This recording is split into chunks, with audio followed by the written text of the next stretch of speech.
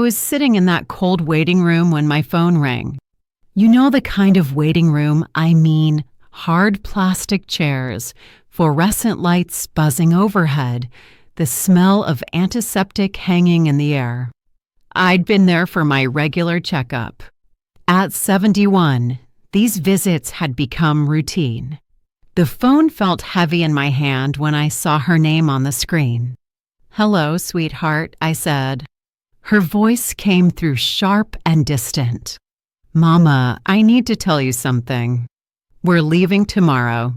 Carl and I were going overseas. We needed money for the trip, so I sold the beach house. And your car. The papers are already signed. I have to go now. Goodbye." The line went dead before I could say a word. I sat there with the phone still pressed against my ear, listening to the silence on the other end. Around me, other patients rustled magazines. Somewhere down the hall, a door opened and closed. The clock on the wall ticked forward, second by second. But I couldn't seem to move. My name is Eleanor Hartley. Until that moment, I thought I knew my daughter. I'd raised Diane by myself for the last 6 months. Well, not entirely by myself. I'd had 47 years with Walter before he left me. But since his heart attack, since that morning when he'd simply folded forward over his breakfast plate with his coffee still steaming beside him, it had been just me. And I'd thought Diane had been there for me. She'd visited more often after her father died. She'd called every few days. She'd helped me sort through Walter's things, his old work shirts, his fishing gear, the stacks of receipts and papers he'd kept in the desk drawer. Or so I'd believed. The truth was different. While I'd been grieving, Diane had been calculating. While I'd been crying over the empty space in our bed, she'd been tallying up what she thought I owned. And now she'd taken it. Just like that. A phone call in a doctor's waiting room, and 45 years of motherhood reduced to a transaction. The beach house had been ours for 30 years. Walter and I had scraped together the down payment when Diane was still in high school. He'd worked double shifts driving that city bus, and I'd taken in sewing on weekends. The house wasn't fancy, just a small cottage with blue shutters and a porch that faced the water. But it was ours. We'd spent every summer there. Diane had learned to swim off that beach. We'd built sandcastles and collected shells and watched the sunset paint the sky purple and gold. And my car, Walter's old truck really. A faded blue Ford he'd maintained himself for 23 years. He taught Diane to drive in that truck. The seats still smelled like his aftershave. Gone. Both of them, sold without a word, without my signature, without even the courtesy of a conversation. I finally stood up. My legs felt unsteady beneath me. The receptionist called my name, Mrs. Hartley, but I shook my head and walked past her, out through the glass doors into the afternoon light. The parking lot stretched before me, hot asphalt shimmering in the August heat. I'd taken a taxi to the appointment. I'd have to call another one to get home. Home. The word felt hollow now. The ride back to Maple Hollow took 20 minutes. I watched the familiar streets roll past. Oak Street with its old hardware store, the diner where Walter and I used to have breakfast on Saturdays, the library with its brick facade and white columns. Everything looked exactly the same, but I wasn't the same. Something inside me had cracked open in that waiting room, and I wasn't sure yet what would come spilling out. Our house sat at the end of Willow Bend Drive, a tidy white 2-story with green trim and a maple tree in the front yard. Walter had planted that tree the year we moved in. It was taller than the roof now, its branches heavy with late summer leaves. I paid the taxi driver and stood for a moment on the sidewalk, just looking at the house. My house. Still mine, at least. Diane hadn't managed to sell that yet. The thought brought a bitter taste to my mouth. Inside, the house was quiet. Too quiet. It had been that way since Walter died. I'd grown used to the silence during the day, but it pressed down harder now, heavier somehow. I set my purse on the hall table and walked through to the kitchen.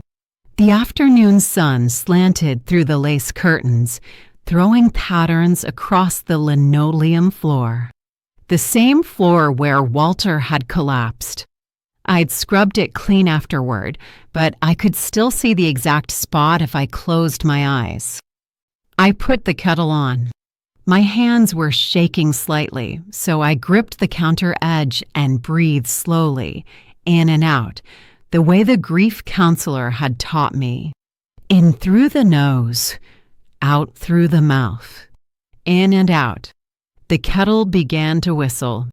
I made tea chamomile, the kind Walter used to say smelled like a garden, and carried it to the kitchen table. That's when I saw it. The drawer. Walter's drawer, the one where he'd kept his important papers. It was slightly open, just a crack, the way I'd left it weeks ago when I'd been looking for the warranty information on the refrigerator. And suddenly I remembered. The envelope. My heart started beating faster. I set down my teacup and pulled the drawer open all the way.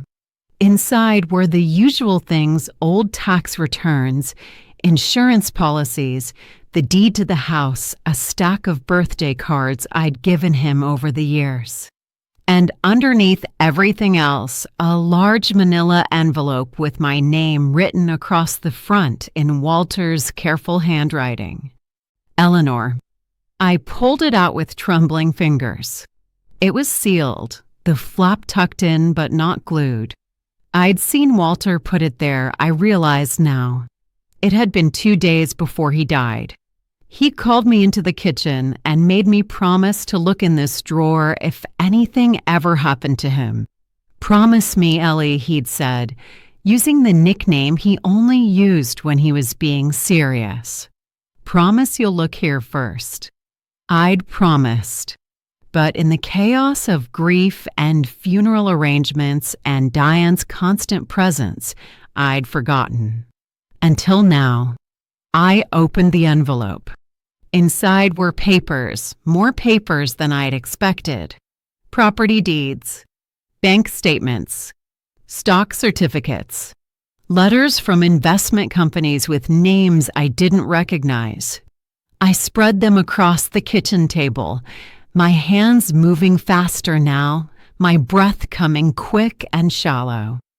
The first document was a property deed, not for our house, but for an apartment building on Rosewood Avenue in the Brookhaven district downtown.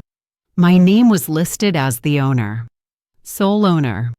I stared at it, uncomprehending. We'd never owned an apartment building. Walter drove a bus. We were comfortable, but not wealthy. The second document was another deed. A small commercial building on Oak Street in Elmford, the one that housed the insurance office and the accountant on the second floor. My name again. The third, the fourth, the fifth. By the time I'd gone through all the papers, my tea had gone cold and the sunlight had shifted across the floor. Walter hadn't just left me comfortable. He'd left me wealthy. 6 properties, all income generating. A stock portfolio worth over $2 million. Business investments I'd never heard him mention. Bank accounts with balances that made my head spin. And a letter, handwritten on yellow legal paper in Walter's blocky script, tucked at the very bottom of the envelope. "My dearest Ellie," it began. I picked it up with shaking hands and read, "If you're reading this, I'm gone. I'm sorry for that, sweetheart. I'm sorry, I won't be there to hold your hand or make you coffee in the morning or tell you one more time how much I love you. But I need you to know something. I've spent 47 years taking care of you, and I meant to spend another 47 if the good Lord allowed it. Since He didn't, I did the next best thing. I made sure you'd never have to worry about money. I made sure you'd be safe and comfortable and independent, no matter what. I started investing young, back before we met. My father taught me. Over the years, I just kept at it. I never told you because I didn't want you to worry about money or change how we lived. We had enough. We had each other. That was what mattered. But now you'll have more than enough. You'll have security, freedom, choices. There's something else you need to know. That apartment building on Rosewood Avenue, Diane and Carl live there. Unit 412. I own that building, which means you own it now. I set it up that way on purpose. I never trusted Carl, Ellie. I know you wanted to see the best in him, and I never wanted to hurt Diane, so I kept quiet. But I watched, and I didn't like what I saw. If our daughter ever needs to learn a hard lesson about the difference between love and money, you'll have the tools to teach her. Use your judgment. You always were smarter than you gave yourself credit for. I love you, Ellie. I'll be loving you still, wherever I am. Yours always, Walter. I read the letter 3 times. Then I folded it carefully and pressed it against my chest, my eyes closed, tears finally spilling over. Walter. My steady, quiet, careful Walter. Even in death, he was taking care of me. Even in death, he'd known exactly what I'd need. And he'd known about Diane. Somehow he'd known. I sat there in the kitchen as the shadows lengthened and the day faded into evening. The enormity of it settled over me slowly. Diane had sold my beach house, except she hadn't actually sold it, not legally, because it was in my name and she'd need my signature for any real sale. She'd probably forged documents or lied to a buyer or simply pocketed money Carl gave her under the pretense of having sold it. Either way, it wouldn't hold up. I owned that house outright. The deed was in the envelope, clear and legal. And she'd sold my car, Walter's truck. That one stung more because it was simpler. The title had probably been in my name, and she might have had access to it from helping me after Walter died. That one might actually be gone. But none of it mattered. Not really. Because Walter had left me so much more than a truck or a beach house or the modest life I'd thought we'd lived. He'd left me power.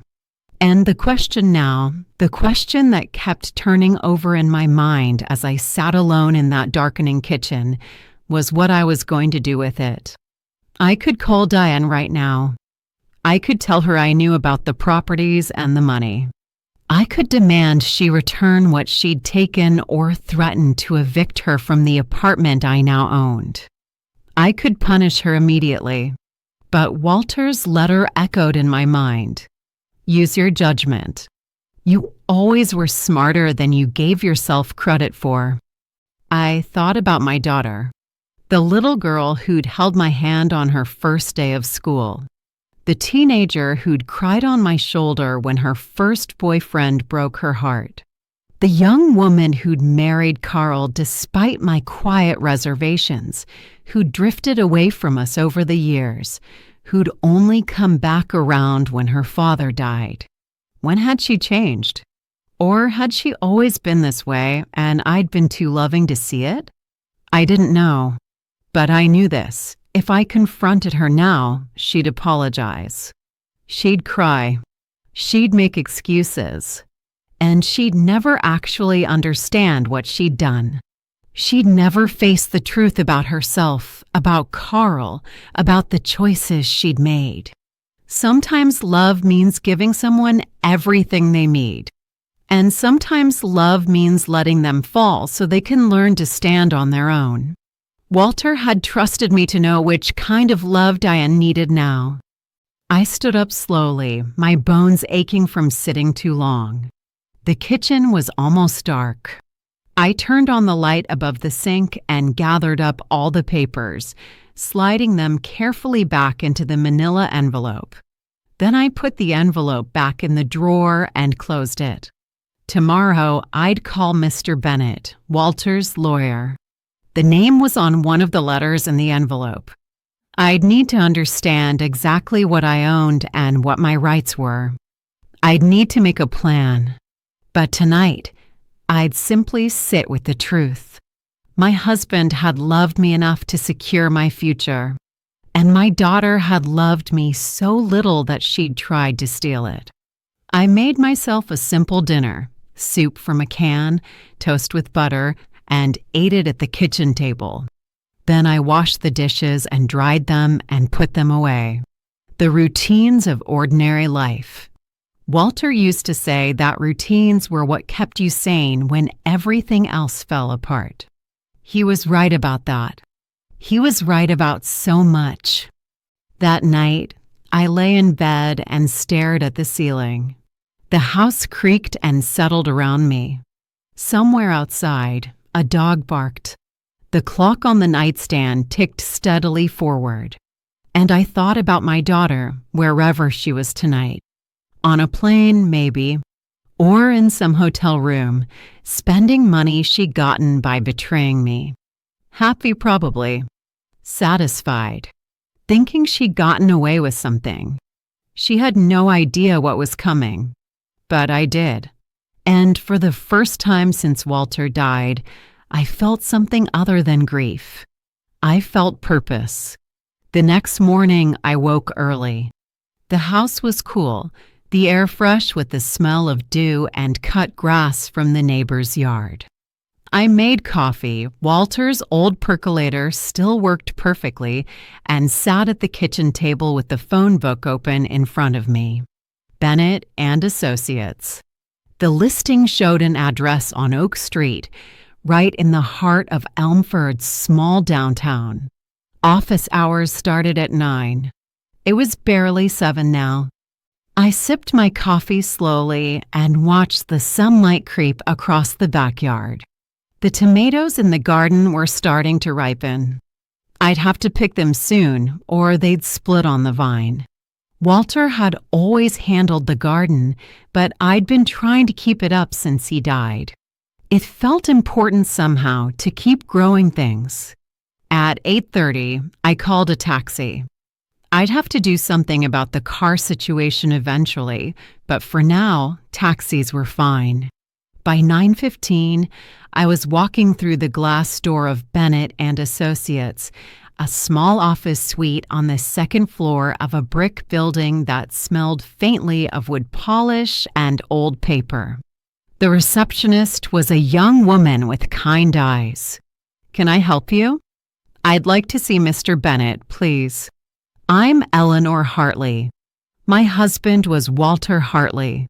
He passed recently, and Mr. Bennett handled some business for him." Her expression softened immediately. "Oh, Mrs. Hartley. I'm so sorry for your loss. Let me check if Mr. Bennett is available." She disappeared down a short hallway.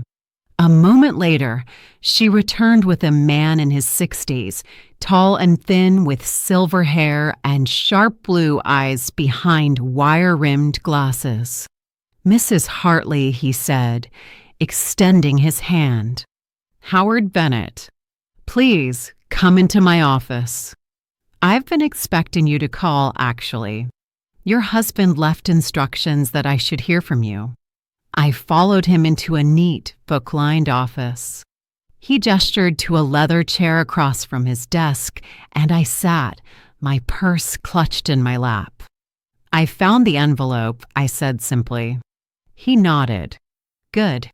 Walter wanted to make sure you'd be taken care of. He was very thorough, very protective."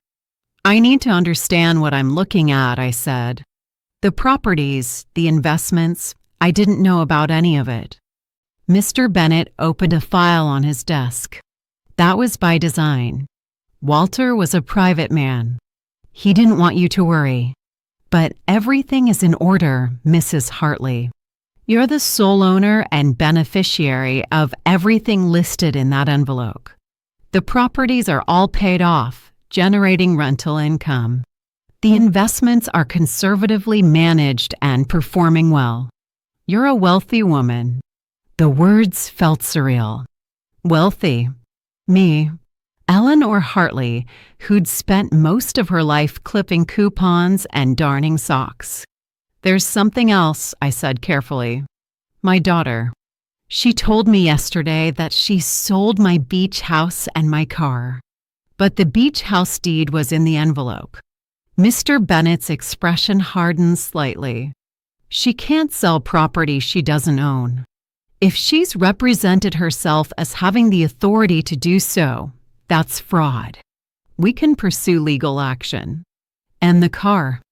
If the title was in your name and she forged your signature, that's also fraud. If she had legitimate access to the title, it's theft. Either way, it's criminal. I nodded slowly. And the apartment building on Rosewood Avenue. My daughter lives there.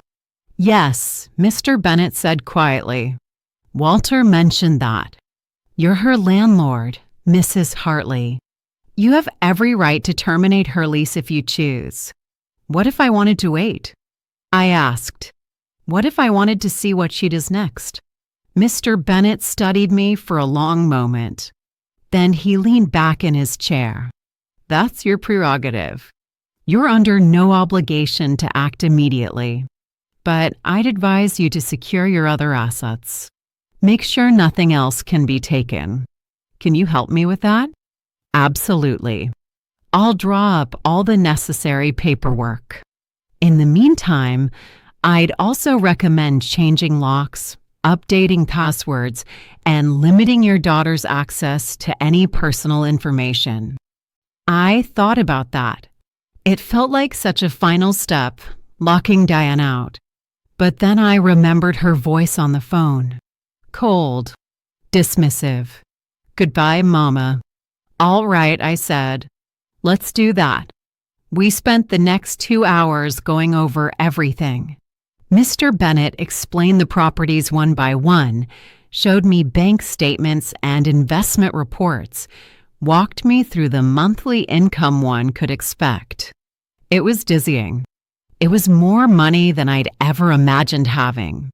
When we were finally done, he walked me to the door. Mrs. Hartley, if I may, your husband was a good man. One of the best clients I ever had. He cared about you deeply. Whatever you decide to do about your daughter, trust yourself. Walter did. Those words stayed with me as I took a taxi home. Trust yourself. Walter did. Back at the house, I made lunch and sat at the kitchen table with all the papers spread out again. I was just beginning to sort through them when I heard a knock at the door. It was Lila Mason from next door, holding a covered dish. Lila was 73, a widow herself, with short gray curls and a practical, no-nonsense manner. We'd been neighbors for 26 years. Brought you some casserole, she said, stepping inside without waiting for an invitation. You've been looking peaky lately, Eleanor. Thought you could use a decent meal. That's kind of you, Lila. She set the dish on the counter and then turned to look at me with those sharp hazel eyes of hers. Something's happened. I can tell. You want to talk about it? I hesitated. Then, surprising myself, I said, Diane sold my beach house. Or tried to. And Walter's truck. Lila's eyebrows shot up. Without asking you? Without even telling me, until it was done. That little Lila bit off whatever word she'd been about to use. What are you going to do? I looked at the papers still scattered on the table. I'm not sure yet. But I'm going to do something. Lila followed my gaze and went very still. Eleanor Hartley. What is all that? Walter left me some things, I said quietly. More than I knew about. She walked over and looked at the papers, not reading them exactly, just taking in the sheer volume. Then she looked at me, and something like understanding crossed her face. Well, she said slowly, isn't that something? It is, I agreed. And Diane doesn't know. No. Lila pulled out a chair and sat down across from me. Tell me what you're thinking, Eleanor. So I did. I told her about the envelope, the properties, Walter's letter. I told her about the apartment building on Rosewood Avenue and Mr. Bennett's offer to help me secure everything. I told her about my suspicion that Diane had only come around after Walter died because she'd been looking for an opportunity. When I finished, Lila was quiet for a moment. Then she said, "You're not going to confront her right away." "No. You're going to let her think she got away with it. For now." "Why?" I thought about Walter's letter. About the daughter I'd raised and the woman she'd become. About the difference between love and money and the lessons that only hardship can teach.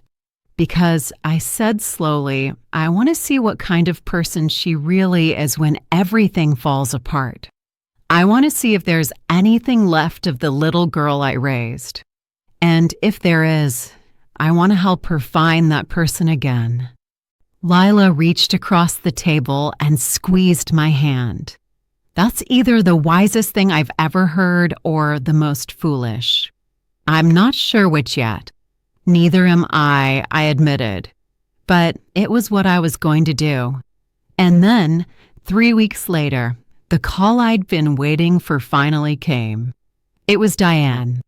Her voice sounded different this time, small, frightened, nothing like the cold dismissal I'd heard in the doctor's office. "Mama," she said. "Mama, are you there?" I set down my teacup carefully. I'd been expecting this call, but my hands still trembled. "I'm here, sweetheart." "Mama, her voice broke. "I need help. Please. Everything's gone wrong." "What's happened?" She started crying then, great heaving sobs that came through the phone like waves. "Carl left me. The trip, it was all a lie, Mama. The business opportunity, the overseas investment, all of it. He took the money and left. And now I can't pay rent, and the landlord is threatening to evict me, and I don't have anywhere to go." I closed my eyes. I'd known this was coming. Mr. Bennett had warned me weeks ago that Carl's so-called business venture was fraudulent, that he'd likely disappear once he got his hands on whatever money he could extract. I'd known and I'd waited. I'd let it happen. Because Diane needed to learn what it felt like to be betrayed. "Where's Carl now?" I asked quietly. "I don't know. He won't answer his phone. The lawyer handling his business says Carl never registered any company, never filed any paperwork. It was all fake, Mama. And I believed him. I helped him. She choked on another sob. I sold your things. I sold your beach house and your car, and it was all for nothing." "I know, honey." There was a long silence. Then, in a whisper, "You know." "I know." "How long have you known?" "Since the day you told me. The beach house deed was in your father's papers. You couldn't legally sell something that wasn't yours to sell." Another silence. When she spoke again, her voice was tiny. "Are you going to press charges?" I thought about that. I thought about my daughter at 43 years old, crying on the phone, everything she'd thought was secure crumbling around her. I thought about the little girl who'd climbed into my lap when she was scared, who'd trusted me to make everything better. No, I said. I'm not going to press charges. Thank you. Thank you, Mama. I'm so sorry. I'm so sorry. Where are you right now? At the apartment. But the eviction notice says I have to be out in 3 days. I don't have any money, Mama. I don't have anything. Carl cleaned out our bank account. Then you'll come here, I said. Come home to Maple Hollow. You can stay with me while you figure things out. The relief in her voice was palpable. Really? You mean it? Of course I mean it. You're my daughter. She cried again, but softer this time. I don't deserve your kindness. Maybe not, I said gently. But you're getting it anyway. That's what mothers do. 2 days later, Diane arrived at my doorstep with a single suitcase. She looked terrible, her hair unwashed, her eyes red and swollen, her clothes rumpled. She'd lost weight. When I opened the door, she just stood there on the porch, clutching that suitcase handle like it was the only thing keeping her upright. Come in, I said. She stepped inside and dropped the suitcase. Then she threw her arms around me and sobbed into my shoulder the way she used to when she was a child. I held her and stroked her hair and made the soft shushing sounds mothers make. But inside, my heart was harder than it had been in a long time. I settled her in the guest room, the same room she'd slept in growing up. Nothing had changed. Same white eyelet curtains, same flowered quilt on the bed, same bookshelf full of paperbacks and yearbooks. She stood in the doorway and looked around with something like grief on her face. I haven't been in here in years, she said. No, I agreed. You haven't. That first week, she barely left the room. She slept most of the day and cried most of the night. I brought her meals on a tray, soup, toast, tea, and took the tray away again when she'd barely touched anything. I didn't push. I just waited. On the 8th day, she came downstairs while I was making breakfast. Mama, she said, I need to find work. I looked at her over my shoulder. She was dressed in clean clothes, her hair pulled back in a ponytail. Her eyes were still sad, but there was something steadier in her expression. All right, I said. What kind of work? I don't know. Anything. I need to start paying you back for letting me stay here. And I need to save money so I can eventually get my own place again. I nodded. There's a cleaning company that services the office buildings in Elmford. They're always looking for people. It's hard work, but it's honest. She flinched slightly. Diane had never done manual labor in her life. She'd gone to college, worked in offices, married a man who'd promised her an easy life. But she swallowed and nodded. Okay, can you give me their number? I wrote it down for her. That afternoon, she called and got an interview. 2 days later, she started work. The job was night shift, cleaning the Sunset Office Plaza downtown. She'd leave the house at 8 in the evening and come home at 4 in the morning, exhausted and smelling of disinfectant. Her hands started to crack from the chemicals. She developed a limp from being on her feet for 8 hours. But she kept going. I watched her struggle, and I said nothing. One night, about 3 weeks after she'd started the job, I couldn't sleep. I went downstairs for some warm milk and found Diane sitting at the kitchen table when she got home. She was still in her work uniform, a navy blue polo shirt with the cleaning company logo on it, and she was crying silently, tears running down her face while she rubbed lotion into her raw hands. Diane, I said softly. She looked up, startled. Mama, I didn't mean to wake you. You didn't. I couldn't sleep. I poured 2 glasses of milk and sat down across from her. Hard night? She laughed, but it wasn't a happy sound. They're all hard. I never realized she stopped, looking down at her hands. I never realized how much work people do. Real work. The kind that makes your body hurt. I was cleaning toilets tonight, Mama. On my hands and knees, scrubbing other people's filth. And all I could think was that I deserved it. That this is what my life has become because of the choices I made. Do you regret the choices? I asked quietly. She was quiet for a long moment. Then she said, I regret trusting Carl. I regret being so greedy that I hurt you. But I don't regret learning this. She held up her hands. I needed to learn what it means to work for something. To earn my way.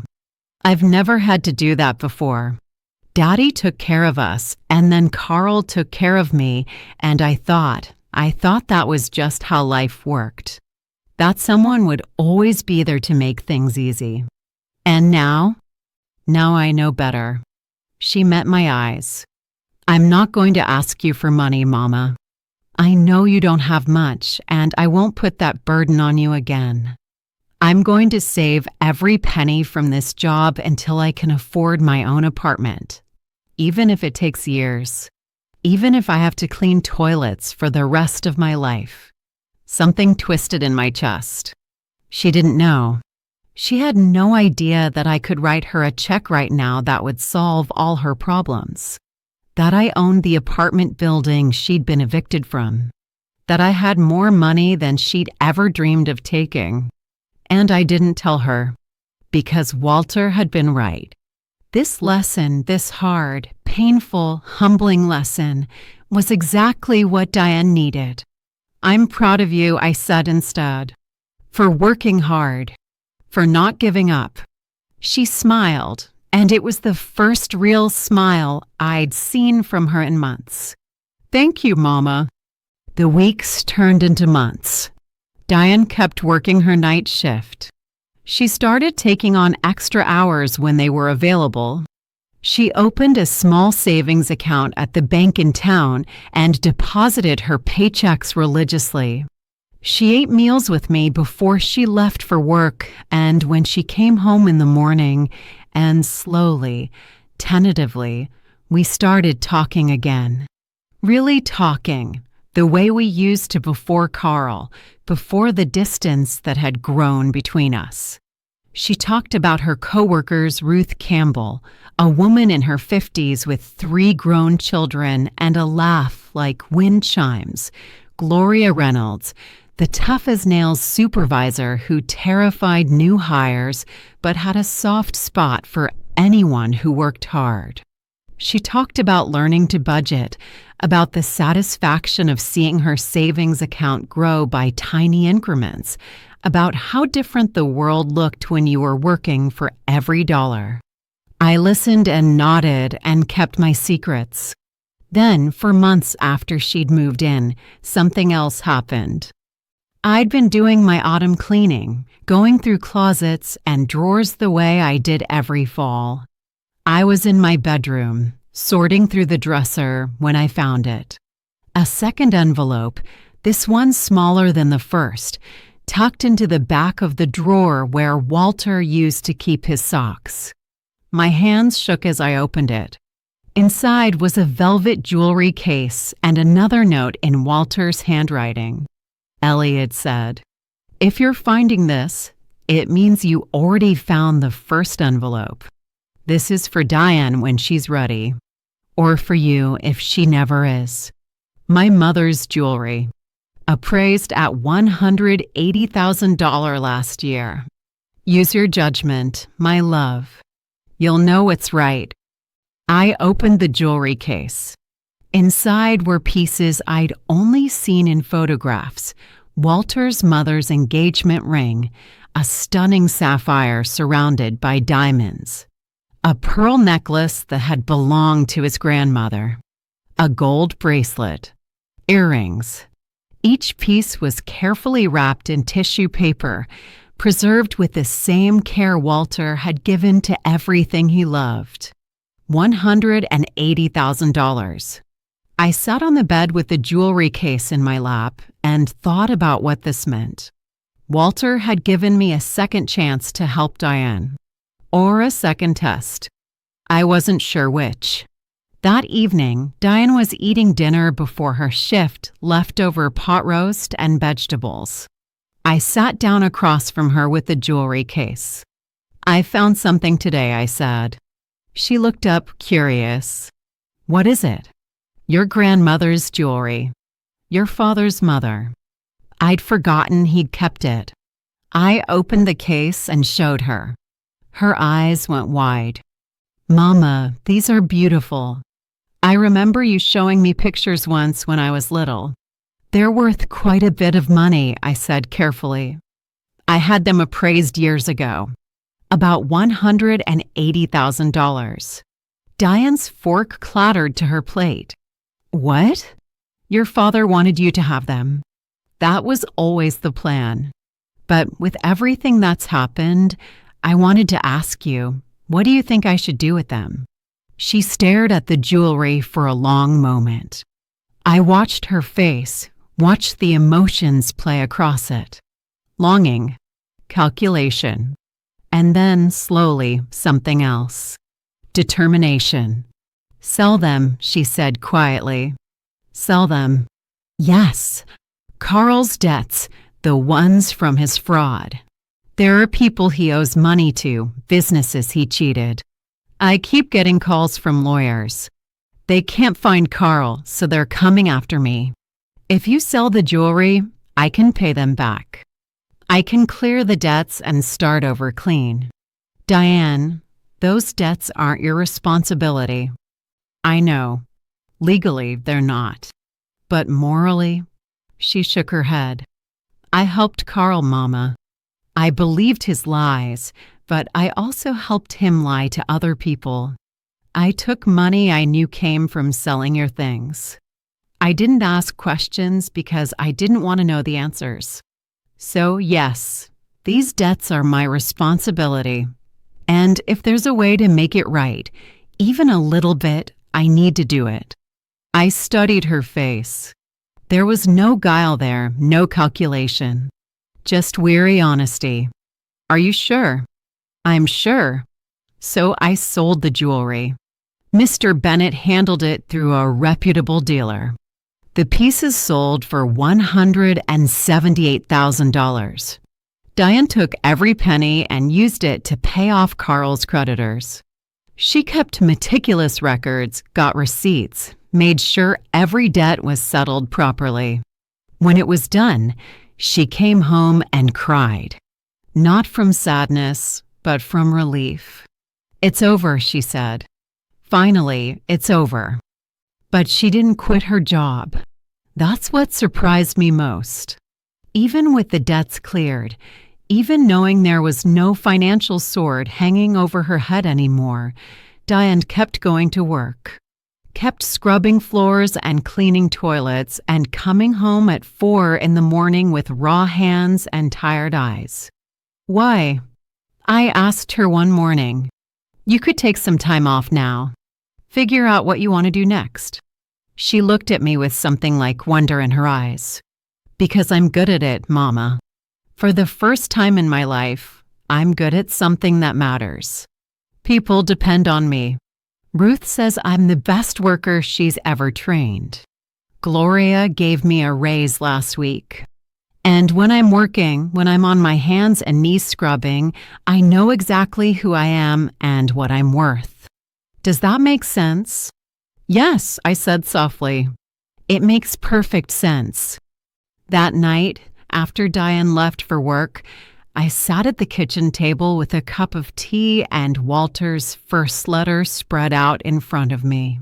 I read it again, this familiar text that I'd memorized months ago.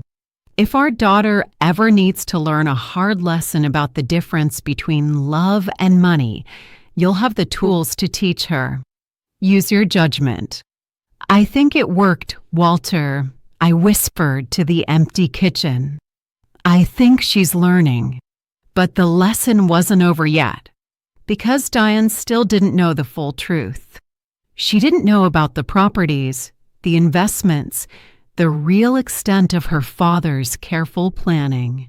She thought we were scraping by on my modest widow's pension and her cleaning job wages. She thought the jewelry had been a lucky windfall, a single piece of grace in the middle of hardship. And I still hadn't decided when or if to tell her the rest. One Saturday morning, 6 months after Diane had moved in, I was making pancakes when she came downstairs. She had the day off, a rare occurrence, and she looked more rested than I'd seen her in months. "Morning, Mama," she said, kissing my cheek. "Morning, sweetheart." Hungry. Starving.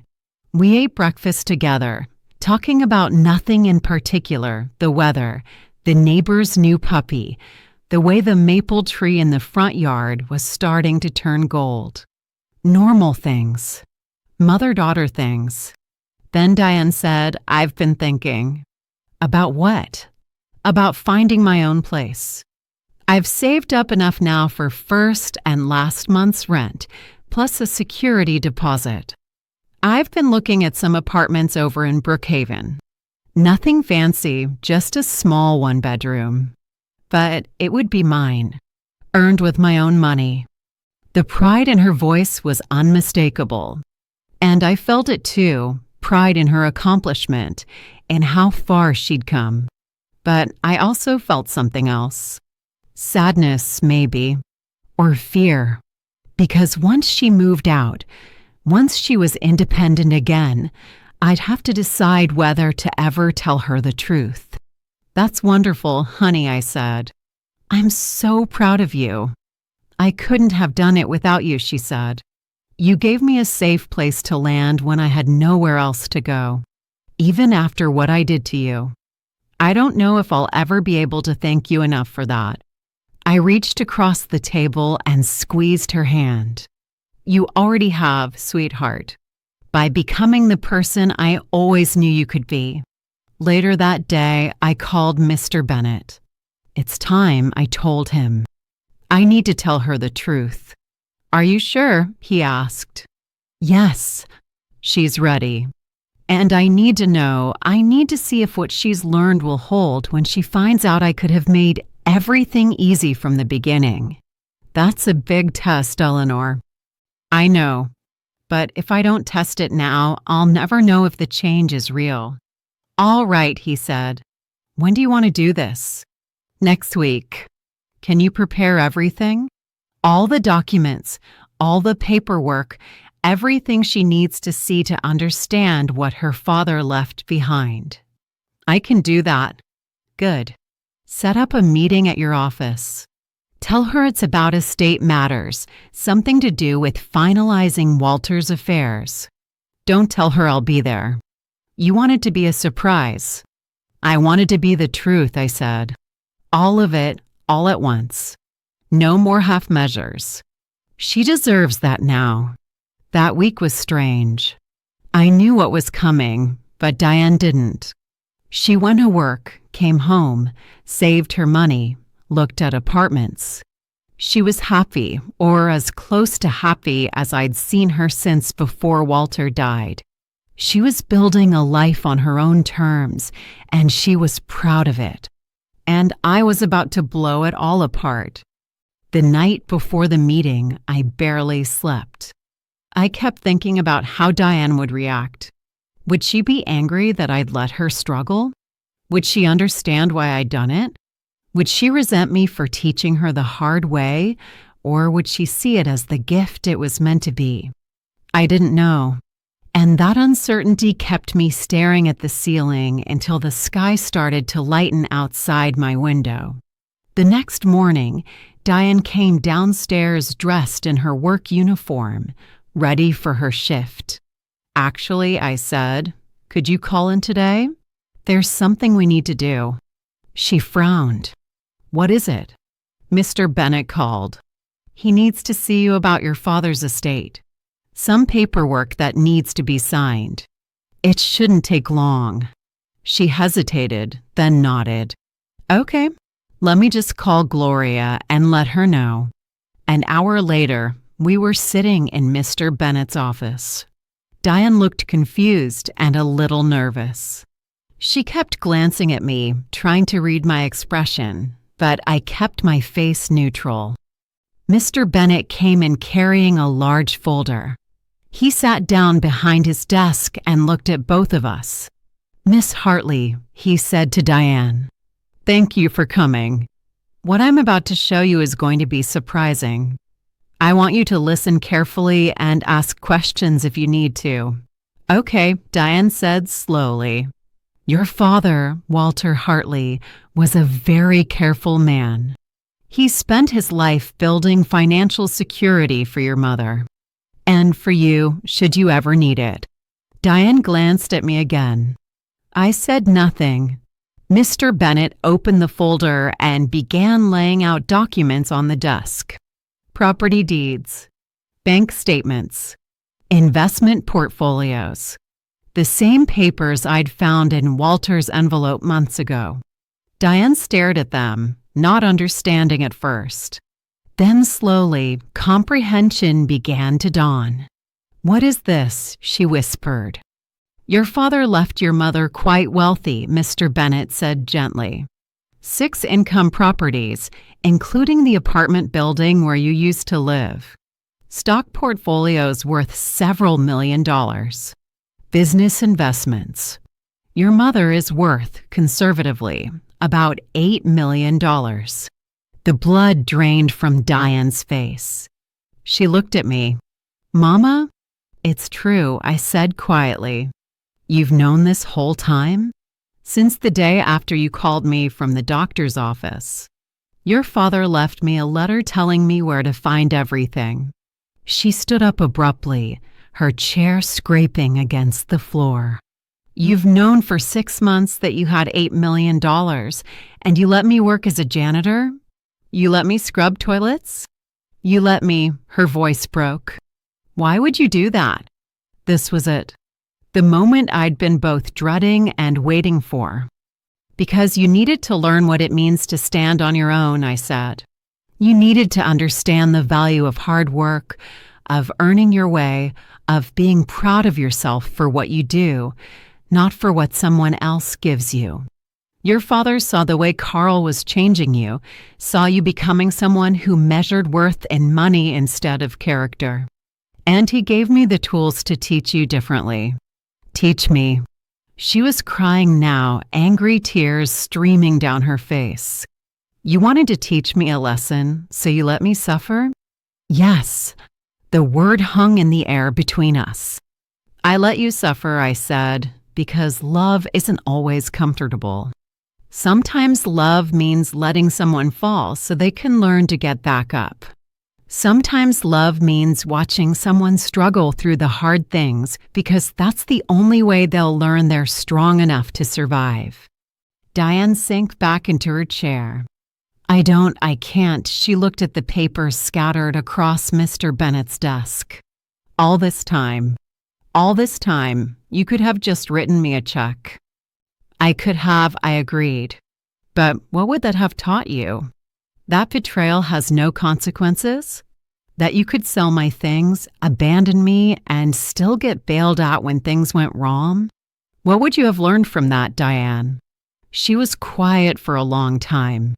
Then, in a small voice, nothing. "I would have learned nothing." "Exactly." She pressed her hands against her face and cried. I let her. Mr. Bennett quietly excused himself, leaving us alone in his office. When her sobs finally quieted, Diane looked up at me with red, swollen eyes. "Do you hate me?" she asked. "No, sweetheart. I've never hated you. I've been disappointed. I've been hurt. But I've never stopped loving you. I don't deserve it. Love isn't about deserving it. It's about choosing it every day, even when it's hard." I reached across and took her hand.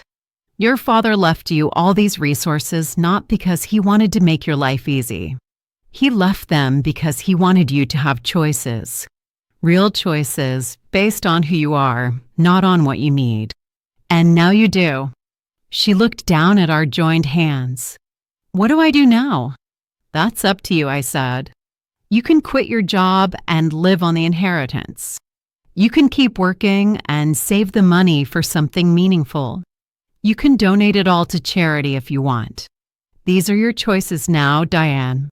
Not mine. Not Carl's. Yours.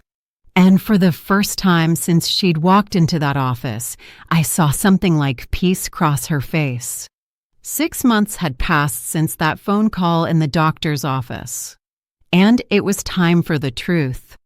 Diane wiped her cheeks and stared at the stack of paperwork, the weight of our entire family history, riches and disappointments and love spread across that desk. Silence grew between us, the kind that feels too fragile to move through all at once. Minutes passed before she finally found her voice. How do I ever make this right, Mama? How do I ever look at you and not be ashamed? I squeezed her hand. That's not what your daddy wanted for you, and it's not what I want. It's not about shame, Diane. It's about seeing yourself true and letting go of the things that kept you small.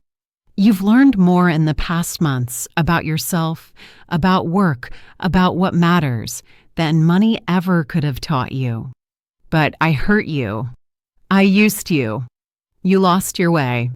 But you're not lost now. Every day you've shown me that. It takes real courage to own up and change. You've done both, honey. She sat with my words, nodding slowly. Then she wiped her nose and asked, What do I do with all this, Mama? Am I supposed to just take it? That's yours to decide now. You've earned the right to decide, not just the right to inherit. Your father wanted you to have choices. He wanted you to stand proud, on your own and with help if you need it. You can keep working, you can rest, you can give some away. What matters is that you do it as Diane, not as someone else's shadow. Her eyes filled again, this time with something softer. Thank you for giving me space to fall and for picking me up, even when I didn't deserve it. I smiled and brushed a hand over her hair. We all need to fall sometimes, sweetheart. And we all need someone waiting at the bottom with arms open. We spent another hour with Mr. Bennett, going over details and practicalities. I made sure Diane knew she would have support, me, Lila next door, Mr. Bennett and his team if she wanted. When we left the lawyer's office, the sky was gray but clearing, as if the weather itself was settling after a storm. At home, Diane asked for time to think. I gave her space. In the evenings, we sat on the porch, listening to locusts and the far-off whistle of the 7:10 train, hands wrapped around tea mugs. She started making lists in a spiral-bound notebook, ways she could share what she'd been given, plans for herself, for others, for the little town that raised her. A week after the lawyer's meeting, Diane came to me after breakfast, her jaw set with that stubbornness she'd had since she was little. Mama, I want to keep working. Maybe not cleaning, something with more room to grow. But I want to save my money, not just spend it. I want to use Daddy's apartment building to help other women like me. People who lost their way or their home or their family. If it's all right with you, I want to turn some of the empty apartments into safe places for women who need a second start. Tears stung my eyes, pride welling up so strong I had to set my mug down before I spilled it. That's more than all the money in the world, Diane. That's what your father hoped for, I know it. Of course it's all right with me. Will you help me? I reached across the kitchen table and squeezed her hands. Every step, honey. That summer, we began. Diane spent hours making calls, meeting with local nonprofits, doing paperwork with Mr. Bennett, learning about grants. I cooked extra and brought casseroles next door to Lila, who sometimes came over to give advice, mostly practical, some about the best cleaning detergents, more about dealing with a board of trustees or tricky neighbors. By fall, we'd opened the first 2 apartments, one for a young mother and her baby, the other for an older woman leaving a bad marriage. Diane did background checks, brought a bouquet to each new resident, and made sure every room smelled like lemon and fresh-fed linens. She worked the late shift twice a week at the office plaza, even after she didn't need the money, just to remember what it felt like to struggle and survive. The community took notice. I started getting calls, old friends, church ladies, even shopkeepers wanting to help or donate or just drop off homemade bread. Maple Hollow felt smaller and kinder than it had in years. It changed Diane too. She stood taller, spoke with calm but gentle confidence. She laughed more, even when things were messy or uncertain. She found joy again, not loud or showy, but quiet, steady, the kind that comes from doing good and knowing you're needed. One Saturday, Diane and I drove out to Cedar Ridge, to the beach house she'd once tried to sell. The keys clinked between us. We let ourselves in, the place stale after seasons without a visit.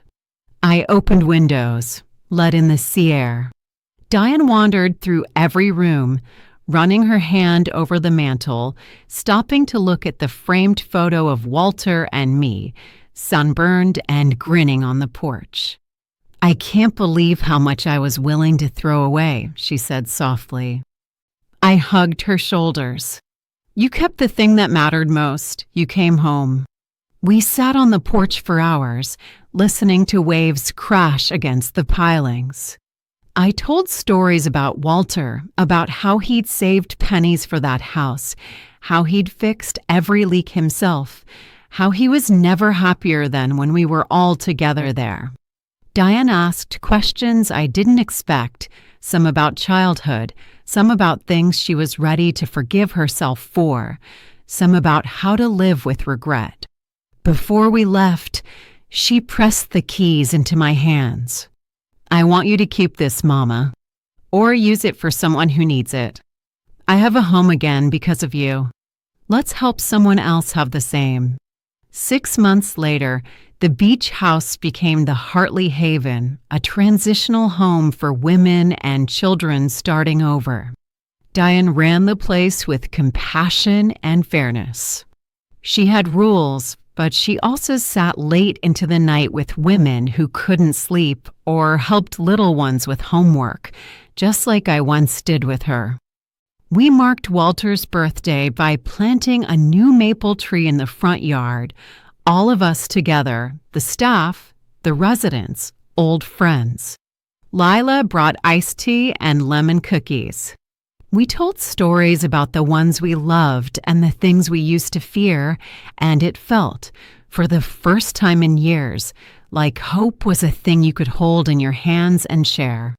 Sometimes, late at night, I'd find Diane sitting in the kitchen, her hands wrapped around a mug of tea, that tired, peaceful smile on her face. More than once she looked up at me and said, "I couldn't have done any of this if you hadn't let me fall."